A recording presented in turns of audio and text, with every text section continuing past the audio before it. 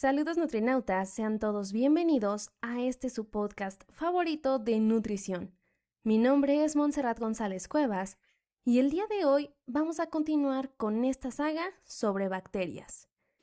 Pero este episodio es particularmente interesante porque conecta muchas de las cosas que hemos hablado anteriormente. Ya vimos bacterias que pueden enfermarnos, también hablamos de bacterias que ayudan a mantener el equilibrio dentro de nuestro cuerpo, pero hoy quiero que hablemos de qué ocurre cuando ese equilibrio se rompe. Para entenderlo, hablaremos de Clostridioides difficile.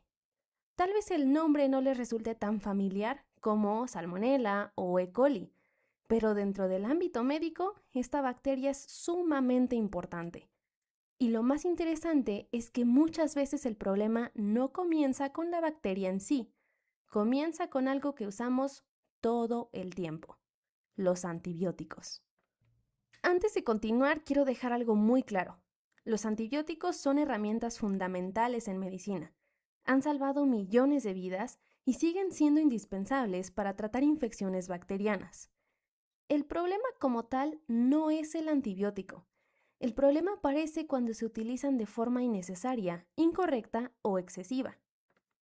Porque aunque los antibióticos pueden eliminar bacterias que causan enfermedad, también pueden alterar profundamente a las bacterias que normalmente viven en nuestro intestino. Y aquí es donde regresamos al concepto de microbiota. En episodios anteriores hablamos de bacterias como Lactobacillus o Bifidobacterium, microorganismos que ayudan a mantener cierto equilibrio dentro del sistema digestivo. Bueno, imaginen por un momento que ese ecosistema pierde gran parte de sus habitantes. Eso puede ocurrir después de ciertos tratamientos antibióticos. Y cuando el equilibrio intestinal se altera, algunas bacterias oportunistas encuentran el escenario perfecto para crecer de forma descontrolada. Una de ellas es Clostridioides difficile. En diferentes artículos científicos se describe que esta bacteria puede estar presente en el ambiente e incluso en algunas personas sin causar síntomas. Pero cuando la microbiota intestinal se debilita, esta bacteria puede multiplicarse y producir toxinas que dañan tu intestino. Y justo aquí aparece algo importante: las toxinas. Porque gran parte del daño asociado a esta bacteria no ocurre solo por su presencia, sino por las sustancias que libera.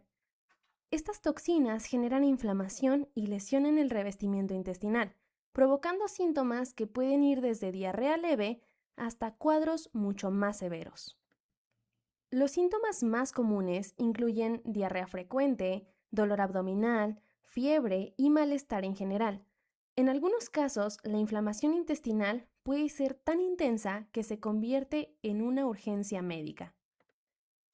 Algo importante es que esta bacteria se ha vuelto especialmente relevante dentro de los hospitales y centros de salud.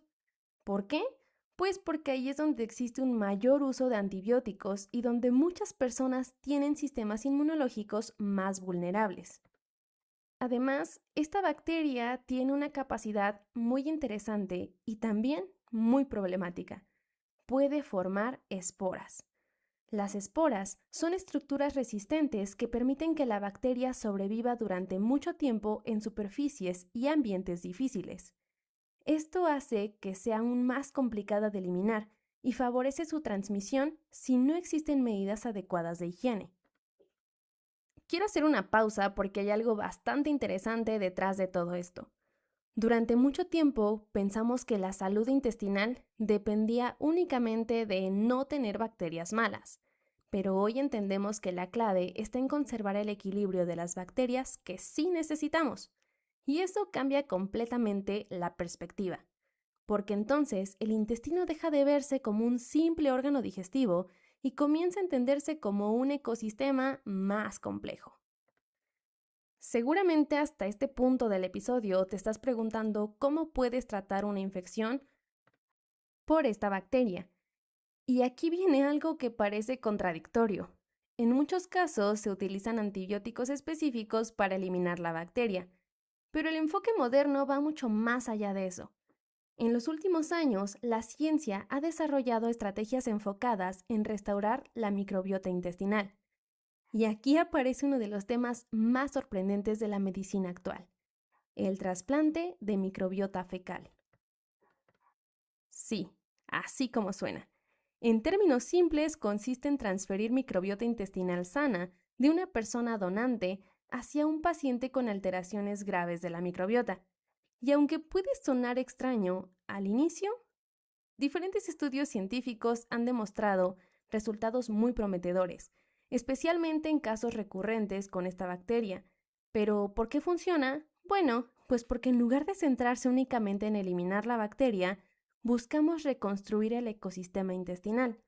Y honestamente eso es bastante fascinante, porque refleja perfectamente cómo está cambiando nuestra manera de entender a la salud. Ya no pensamos solo en matar bacterias. Ahora entendemos que muchas veces también necesitamos recuperar ese equilibrio. Y aquí es donde la nutrición vuelve a tener un papel fundamental, porque aunque la alimentación no reemplaza el tratamiento médico, sí influye muchísimo en la salud intestinal y en la microbiota. Dietas ricas en fibra, frutas, verduras y alimentos mínimamente procesados pueden favorecer un entorno intestinal más diverso. Y algo que quiero que recuerden es que la diversidad microbiana suele asociarse con mayor resiliencia del ecosistema intestinal. Es decir, un intestino más diverso suele adaptarse mejor frente a alteraciones. Por el contrario, patrones de alimentación pobres en fibra y ricos en ultraprocesados se han relacionado con menor diversidad microbiana en diversos estudios científicos. Y a ver, nutrinautas, vivimos en una época donde muchas veces buscamos soluciones rápidas para todo. Nos sentimos mal y queremos una pastilla inmediata. Tenemos una infección y pensamos automáticamente en antibióticos, incluso cuando no siempre son necesarios. Justamente este episodio es para recordarte algo importante. Cada decisión tiene consecuencias dentro de tu cuerpo. Y eso no significa tener miedo al medicamento, sino aprender a utilizarlo de forma responsable.